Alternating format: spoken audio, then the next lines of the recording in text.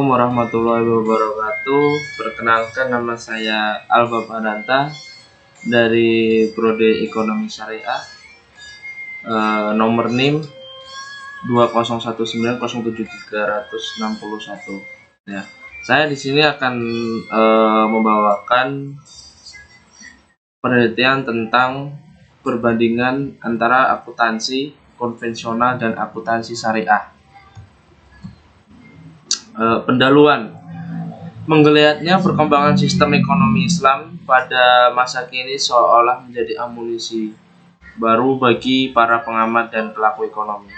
Sistem ekonomi konvensional, termasuk di dalamnya akuntansi, terbukti tidak mampu lagi bisa menjawab persoalan-persoalan ekonomi yang muncul yang semakin lama semakin kompleks. Ilmu ekonomi konvensional yang kelihatannya anggun ternyata dibangun dengan fondasi yang rapuh.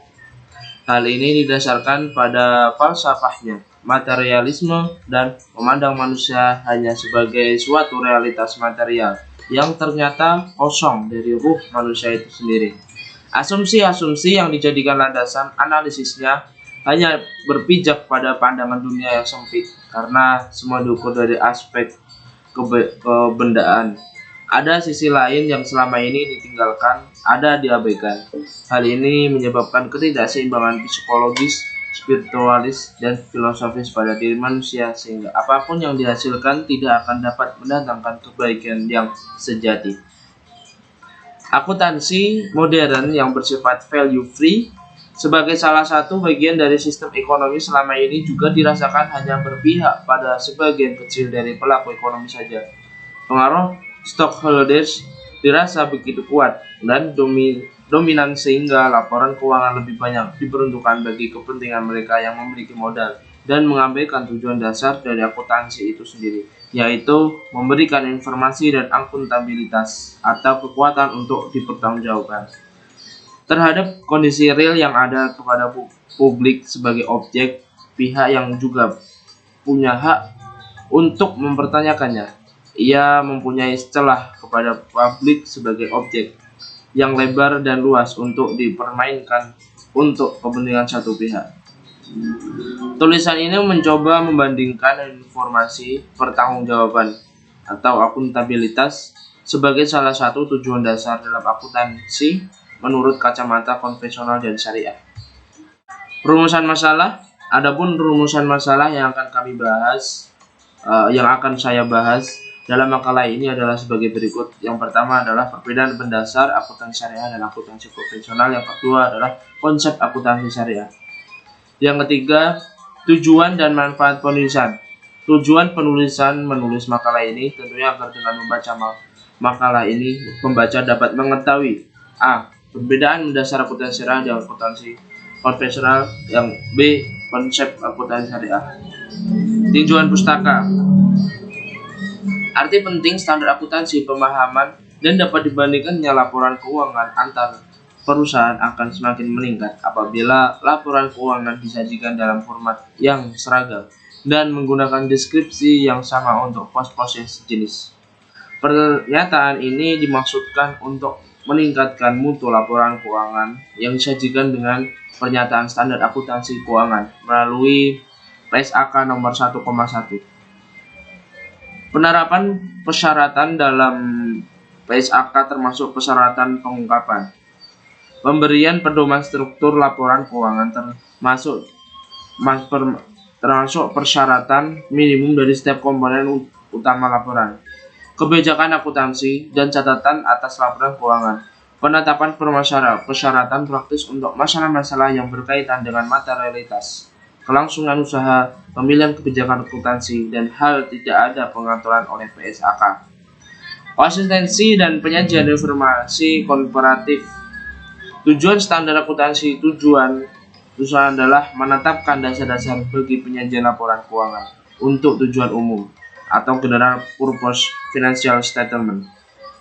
Yang selanjutnya disebut laporan keuangan agar dapat dibandingkan baik dengan laporan keuangan perusahaan di periode sebelumnya maupun dengan laporan keuangan perusahaan lain PSAK nomor 1,1.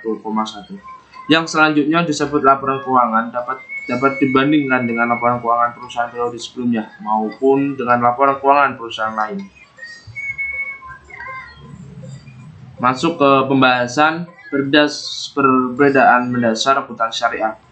Yang pertama, perbedaan dari segi pengertiannya. Akuntansi Islam lebih mengarah pada pembukuan, pendataan, kerja dan usaha. Kemudian juga perhitungan dan perdebatan tanya jawab berdasarkan syarat-syarat yang telah disepakati.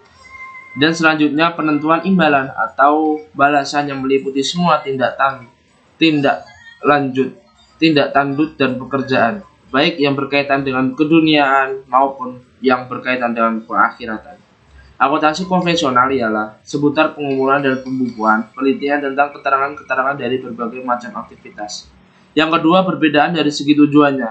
Akuntansi Islam bertujuan menjaga harta yang merupakan hujjah atau bukti ketika terjadi perselisihan, membantu mengarahkan kebijaksanaan, merinci hasil-hasil usaha untuk perhitungan zakat, penentuan hak mitra bisnis, dan juga membantu penetapan imbalan dan hukuman serta penilaian evaluasi kerja dan motivasi.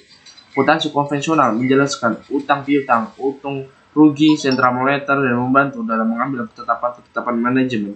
Yang ketiga, perbedaan dari segi karakteristik. Akuntansi Islam berdasar pada nilai-nilai akidah dan akhlak. Maka sudah menjadi tugas seorang akuntan dan memberikan data-data yang membantu orang-orang yang bersangkutan tentang sejauh mana hubungan kesatuan ekonomi dengan kaidah-kaidah dan hukum-hukum syariat Islam dalam bidang muamalah. Seorang akuntan muslim selalu sadar bahwa ia harus bertanggung jawab di hadapan Allah tentang pekerjaannya, dan ia tidak boleh menuruti keinginan pemilik modal atau pemilik proyek kalau ada langkah-langkah penyelewengan dari hukum Allah serta memutarbalikkan fakta atau data yang akurat. Akuntansi konvensional didasarkan pada ordonansi atau peraturan-peraturan dan teori-teori yang dibuat oleh manusia yang memiliki sifat khilaf, lupa, keterbatasan ilmu dan wawasan, maka konsep itu labil dan tidak permanen.